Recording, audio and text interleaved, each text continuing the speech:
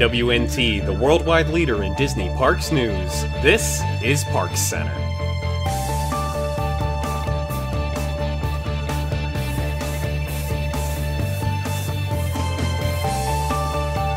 Hello there, everybody. Welcome to this week's edition of ParksCenter. Joining me on tonight's show, I have Allison. Hi, everyone. Nathan. Oh, you there, Nathan? Yes, I'm not gone anywhere. There you go. Hi, Rob. Hey. And Tyler. Happy Halloween. No Sivako. I'm disappointed in all of you. I would have said it, but I figured Tyler was going to do it. All right, kicking things off tonight with our first topic. This is a bit of a late add to tonight's show because it's very timely, I'll say. This story just broke a few moments ago. Muppet Vision is getting reduced hours. As of now, guests can only experience Muppet Vision 3D from 10 a.m. to 6 p.m. daily. It is unclear how long this is going to last, but it's going at least through April 22nd, 2019. This scares me. This scares me a bit. Who knows what's happening with this? Like, is this going to be another attempt at trying to kill something quietly, like what happened with Stitch? Is this the first step to the ruin, or is it just it's in the middle of a bunch of construction projects? Let's kind of let it have its own time, and it'll come back strong later. That's what it feels like. To that park, and it's hard for people to get over there, I guess. Muppets is not as big a draw as like the dead end of Rock and Roller Coaster, for example. Or at least that's what. But you know what? This is insane, and this is going to blow everyone's mind. But I was there 2 weeks ago, and it was, I don't know, 3 p.m. Full theater, every seat filled. Weekday in October. I haven't seen that in like 18 years. So I saw that and I was like, oh, this is amazing. And now 2 weeks later, the news is that it's going seasonal. And so I'm just like, what? I think we might be seeing the heat making that ride a little more popular than it normally is.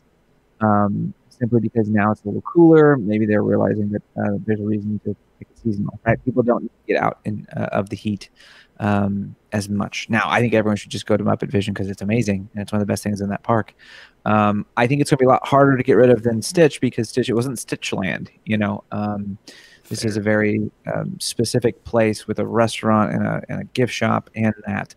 And not to mention, it's a big property. It's one that many generations know of, and to my knowledge, they're considering doing another TV show for the streaming network. It's something they can still do stuff with. I think this is seasonal simply because it is not in a convenient spot right now at the park. Later on, when Star Wars opens, it becomes very convenient to have something there, and I don't think they're going to strip out that whole place and not have something, ready to go. And their minds are elsewhere, so yeah, it's staying for a while. I hope it's more upgrading than anything.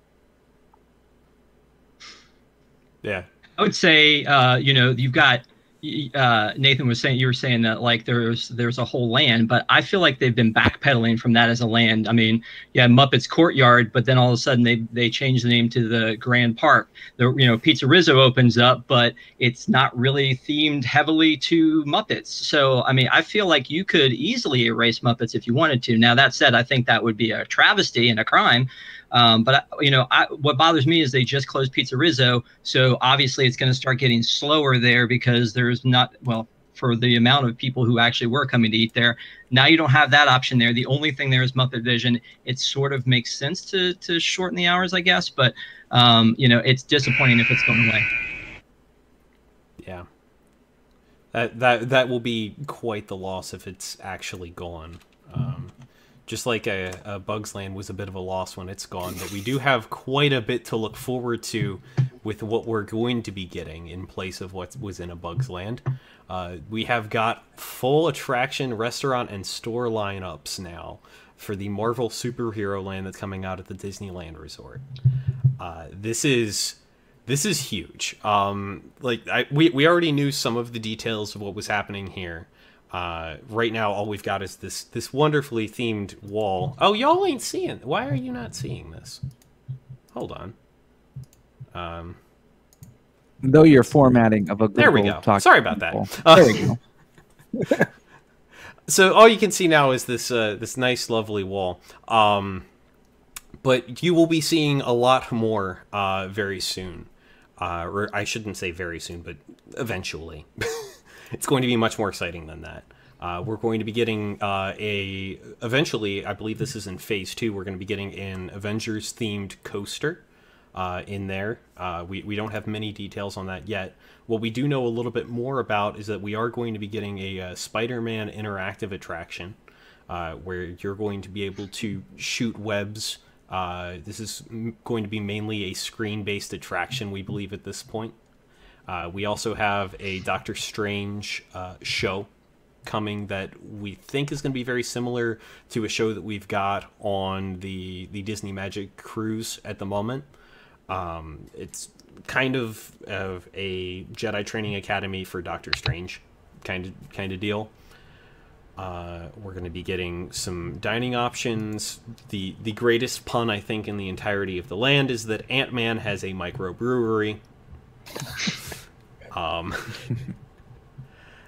And this honestly this looks really nice. Like they put some thought and some effort into this. I'm not surprised given what Disney's been doing recently with things like Star Wars Land and Avatar. This feels in that same vein, and then it's going right next door to Cars Land, of course. Nathan, what are you feeling about this? Are you excited for this as I am? Yeah, I think it's great. I think I've heard some grumblings about, oh gosh, another coaster. And I'm thinking, what else are you? What do you think you're going to get from a Marvel sort of experience? I have a feeling this coaster is going to utilize the same system that Guardians, which we'll talk about coming up, is also utilizing, because it just seems like it would make sense for them to do that. And we've also seen patents for some swinging stuff for Spider-Man. This is a blast. I'm just bummed that I can't have it over here in Florida.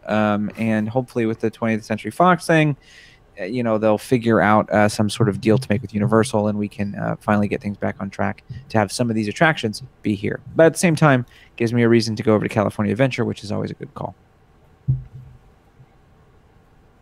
That's what, Tyler, I think? Yeah, I'm just happy to see that the Spider-Man ride is going to be interactive. That was the thing I noticed, that when you go to like Universal, the Spider-Man ride, he's like, I got to do this thing, and you too. And then you're like, I'm not doing anything. I'm just sitting here. So having that level of interaction for a ride like this, I think it's definitely going to, I'm very happy to hear it. Ben and I have talked about interaction versus immersion, and how these lands are going to be pretty good immersively, but how they're going to make it so that you are part of this story as well. Like Star Wars Land they're trying to push how Star Wars Land is going to be as well. What do you think, Rob? Yeah, well, I have a little bit of mixed emotions about it, because I freaking love me some Marvel, and I'm excited about that. I will miss the little Bugs Land. Was really cute, and when we would take our kids there when we were little, it was really a cool area to be in. But now that my kids are older, they're like, yeah, trash that place. Let's get some Marvel in here. But speaking on something that Nathan was saying earlier about that ride system we saw, I was really expecting that to be the Spider-Man ride, was the swinging back and forth patent that they did. But announcing that it's going to be right, but announcing that they're going to have a Spider-Man attraction that's going to be like an interactive screen where you shoot webs, which makes it sound. And they mentioned Toy Story Land in the article, or Tom does. To me, I'm like, that's cool. I like that. I like the interactive, but that wasn't what I was hoping to get out of that. And then as far as the coaster goes, I feel like that there were rumors about a Captain America cycle coaster, and with the Tron coaster, you could absolutely do an overlay of that. So whether it's the Guardians or the Tron, both of those would be new to California, would be great. But overall, I'm excited about the land. Yeah, something that was kind of alluded to in that discussion was we've got a new patent released by Disney for the technology that's going to be going into the Guardians of the Galaxy coaster in Epcot. And with this, we can start to see and imagine some of the rotational tricks that this car is going to be able to pull off. You can kind of see here that it's rotating around this central axis. You can see right in the center of that picture, right under the first passenger seat, is the center of the rotation. You can see it a bit as well in some of the other pictures here. There's a lot of technical details going on about how this is going to be powered, which was something that people had a lot of concern with this initially when it was first brought up, is that in order to have controlled rotation like this, you need to have power generated from something. And where you're getting that from isn't exactly obvious. So it looks like Disney's going to be going for like a combination of a third powered rail combined with some batteries and some wireless charging, I believe, in order to fully power this whole thing, which is quite a nice little amalgamation of technologies here. I would love to see what people are going to do with this. I think Allison, you've got some thoughts? I think you're muted. She has quiet thoughts. They're very quiet thoughts. I am cautiously optimistic about this. Because I'm looking at it, and initially I thought when they said swinging, I wasn't thinking about it rotating on its axis. I was thinking of Seven Dwarfs Mine Train, and the swinging like pendulum action is cool, but it was never quite as much as I wanted it to be. So I'm hoping that they're able to do this in a way that feels dynamic when you're on it, and also in a way that you don't have cars breaking down because there are issues with the battery power all the time. Yeah. But I think like if it's done right, like this could be really cool. Tyler, go. It does sound like it's going to be really cool. When I read that they were going to have like the electric charging or something built into the station that charges it, I'm like, isn't that what Universe of Energy actually had in the moving theater originally? That was the whole point of why the cars stopped twice or three times throughout the show. And I'm like, that's sort of like they're borrowing from what they previously had in that building already, and then maybe the solar panels are going to return, and that's what it's going to power. But I think Tom Corliss mentioned before, it does sound a lot like what we have in like the Gringotts ride, except on a smaller scale, which could be interesting for like a smaller ride experience versus in a gigantic car like they have. Yeah. Nathan, go ahead real quick. No, I was going to say I think I agree with the Gringotts comment. This is something in some ways that we've seen before. It's a little different. The Gringotts cars can go on a track that then moves itself, which has more versatility. Not that it needs to be that, but I think that is the closest thing we have to sort of, if you've experienced that, I think you're going to see a little bit of that action when it comes to this Guardians roller coaster as well. Yeah. Moving on from some new things to some closing things. Our friendships boats need a little bit of time off. It's not you, it's me. Or more specifically them. So in November and December, the Friendship Boat service from Epcot is going to be suspended. It looks like this is due to the construction for the Skyway Tower that's going to be going right back in that International Gateway area. The International Gateway itself will still be open. You can still get in and out that way if you want to walk there from somewhere on the boardwalk area, or heck, if you want to take one heck of a hike and go from Studios, technically can, I believe. So that will still be an option for you for getting in and out of the park. But as for how long this is gonna, we know how long this is gonna be. It's gonna be until about December 18th, November 28th through December 18th, according to the article. This seems like a bit of an inconvenience. I'm not a fan of this. I feel like they could have tried to work this out better. Do you actually take the boats when you're there? I've done it. I've done that to go resort hopping, and also I stayed at the boardwalk once a few years back, and definitely took those boats and enjoyed it. Yeah, and a lot of people choose those resorts. Oh, yeah, a lot of people choose those resorts for that reason, and so to have it down is. Like, then the premium on the rooms is kind of worthless. Yeah, really. Mm-hmm. Yeah, no, I think I agree with all those comments. I think that it comes back to I feel like we're all having Skyliner issues. I think all of this is Skyliner problems. And you really shouldn't have to take down a major transportation. I hope they're putting buses or something there to help, because people are going to expect it. And unless they put it right at the entrance to Hollywood Studios, that you can't go to Epcot from there, people are going to walk all the way down to where that's at, and then they're going to find out the hard way. And I just don't think anyone's going to be happy about that. So hopefully they will figure this one out, or hopefully it'll take less time. This is Skyliner issues. The more I hear about Skyliner, the less I like the whole process. Yeah, really.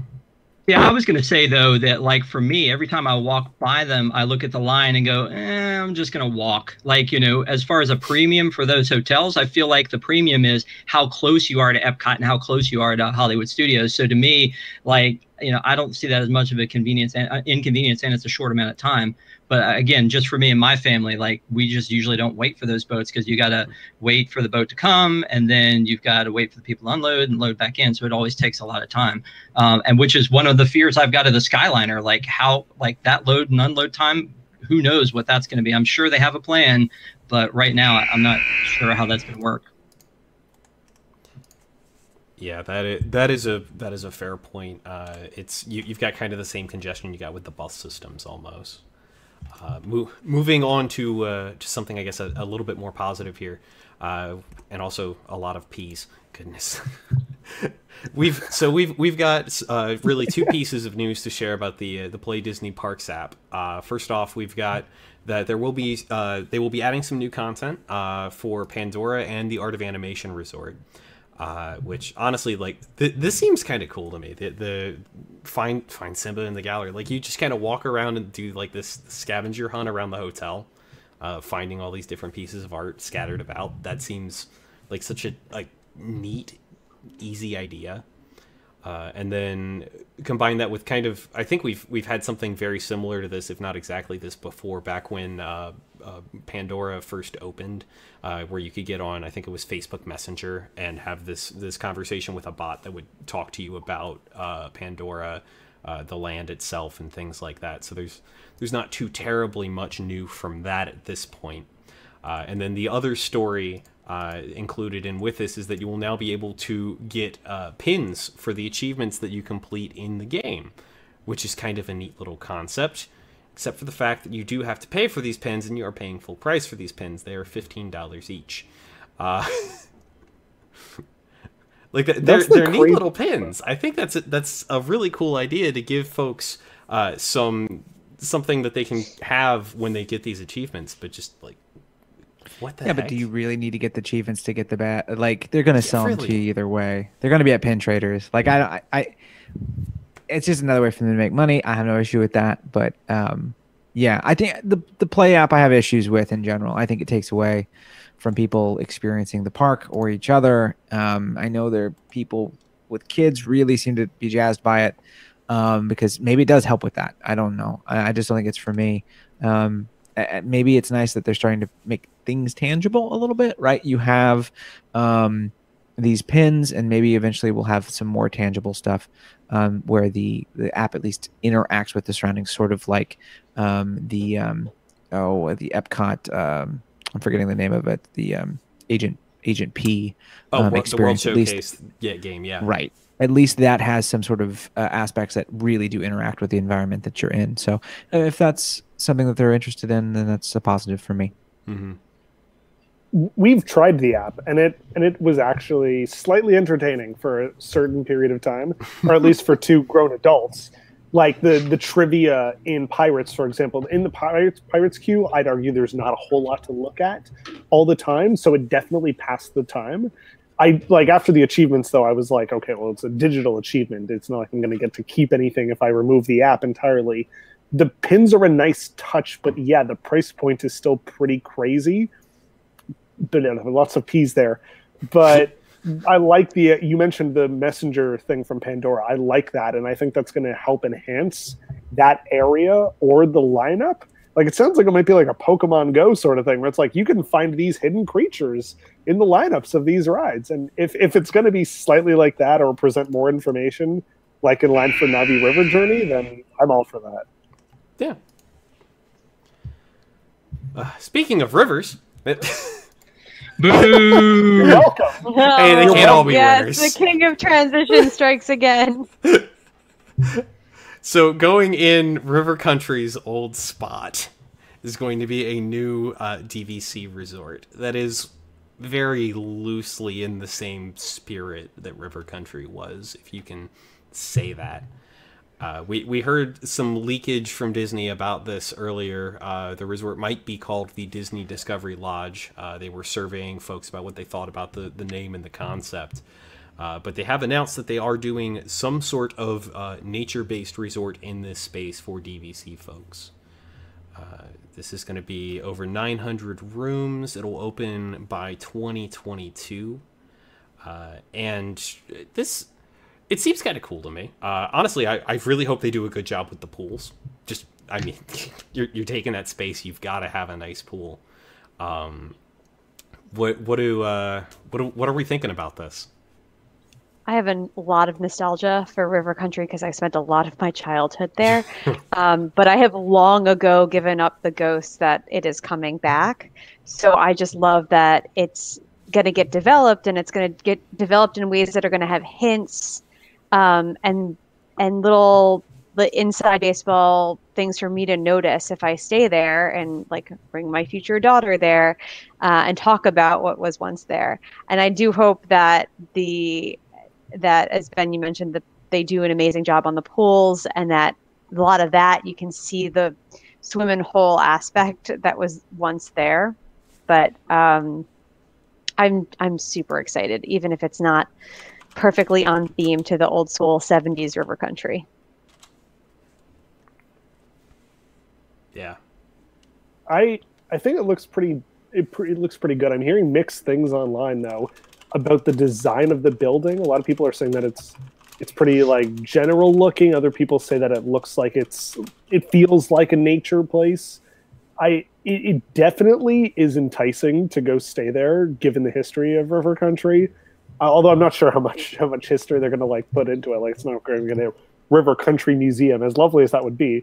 But yeah. I want to hear what Rob has to say.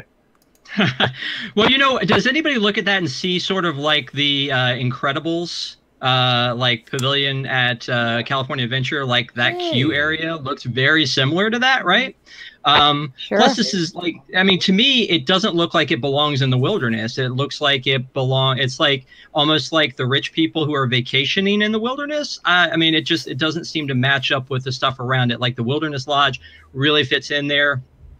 With like Fort Wilderness and the boats and all that stuff. It just doesn't seem like it's the right place. I was really hoping, like you guys, that it would be more themed to the nostalgia of River Country, because I really loved at least the concept of River Country. Maybe it's just like the nostalgia thing kicking in, but I really wish it looked more like the stone rock work kind of a thing off to the side. But it's also looks like, I thought it was originally just DVC, but it looks like it's more hotel with some DVC, right?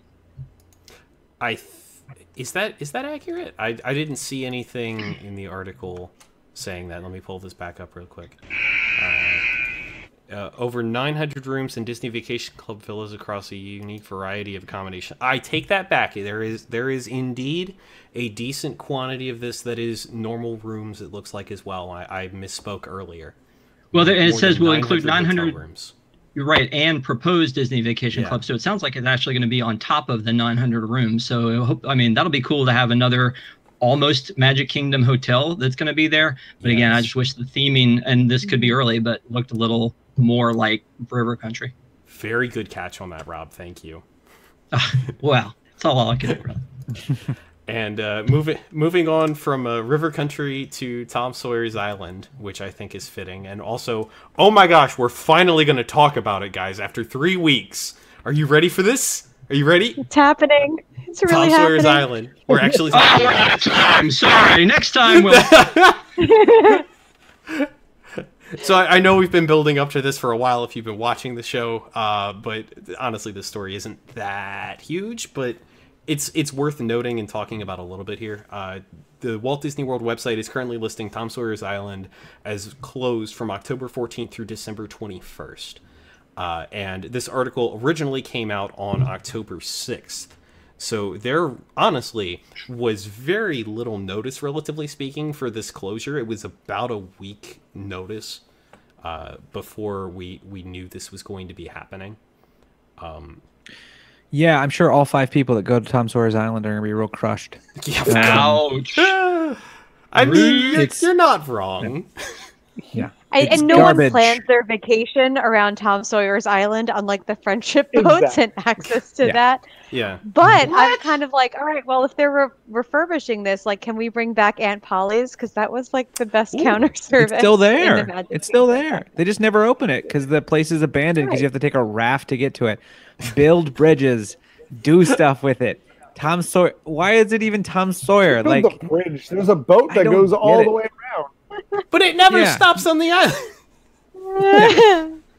Figure it out. The main thing is it is a waste of space, in my opinion. For all the things that they talk about when it comes to like, oh well, let's add this here and we're gonna try to do this and like we're gonna have so many crowds when Star Wars open, and then they're just like, at least they're doing something with this massive plot of land that can get some people off of that main. I mean, that's a big road there, or kind of thoroughfare that connects Haunted Mansion all the way to Big Thunder, and it's always full. So if we can get some of those people in a way to go to the island because there's something new, or find a way to divert people, the more the merrier. It's sad that I won't be able to read anymore on Tom Sawyer Island. I really enjoy that, but what can you do?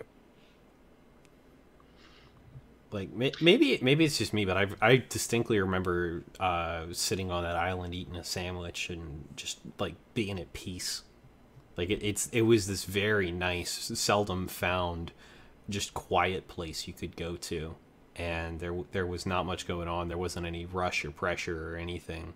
If you wanted to get on a ride, you were quite a long ferry ride away from doing it. It's a nice little quiet place, and I think it's a little undervisited in my opinion. I think it was a great way. There's nothing else like that in the Magic Kingdom. Yeah. For our kids, it was a great place to take them, to let them run around and burn off some energy during the day. So that was always a fun thing to do. But I think that its biggest fault is it's not quite as cool. I mean, well, its biggest fault is transportation to it, but it's also not quite as cool as the one in California, which I know we say that about some things. But I hope that they plus it up with what they're doing. Yeah, I do too as well. Like I'm pretty excited for this. So I feel like you're bringing us down, man, right here at the end. What's up? maybe I'm overestimating, but I feel like it's going to be good. It'll come back. It'll come back. Yeah, it'll come back and it'll be good. It's not. We're not pulling a stitch on you or anything. We promise. Are we sure though? Are we really sure? Then why are there so many people over there taking last pictures? Gosh. Remember they were like 20,000 leagues. It's going to come back, and then it never did. River Country. And I brought us down again. Hey. Well, on that wonderful note, thank you folks for joining us for another edition of ParksCenter. We really appreciate it. If you are watching this show and would prefer to have this in podcast form, we do have an audio-only version of the show available. Search wherever fine podcasts are sold for ParksCenter, and you should be able to find us relatively easily. If you are listening to the audio version of the show and you'd want something a little more visual, check us out on YouTube at youtube.com/WDWNT. You can find us there. You can subscribe so you can get notifications every time we go live, which is Wednesday nights at 9 p.m. You can also find us live on WDWN Tunes. Check us out there as well. And if you are listening live tonight and you are one of our WIGS members, we do have a live post show coming up right after this. Scroll right down and you'll find that. If you are not a WIGS member, check us out. It's what we call our Patreon subscribers over at patreon.com/WDWNT. For as little as $2 a month, you can get access to great things like our post shows, See a Real Late with Tom Corliss, our take on a late night talk show, and the entire podcast backlog and a bunch of other content exclusive for WIGS members. Go check it out. It's a pretty great place. All right, with all that being said, that is going to do it for this week. We will see you next week, and I'm going to leave you with some pictures of an Okapi. Bye. Bye. Oh. That is not the sound an Okapi makes. Oh, the dog's getting the Okapi. That is in fact my Courtney, and I apologize.